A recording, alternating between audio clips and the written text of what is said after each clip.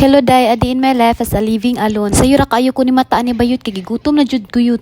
So bago ko maadto sa restaurant diri nga hotel youth is naghilamusak ko, nanghimasa ko and then nag-toothbrush na pud. So magchikas ako day no, wala jud ko ganahe diri nga lugar day. Layo ra jud kaayo sa Siargao. Kabalo ka mga tao diri dili jud masabot.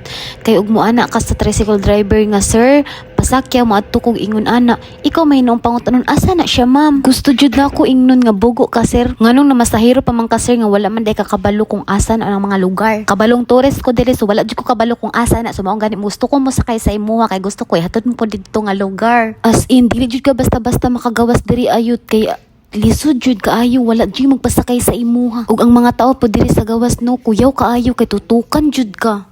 Maunsahay ra jud ko mo gawas day pag naa ako'y paliton or naa ako'y tuyo didto. Then pag human mo balik dayon ko diri sa akong room day. May gani no kay ang ilang hotel diri is naay kaugalingong restaurant so no need na jud ko moadto sa gawas aron magkaon.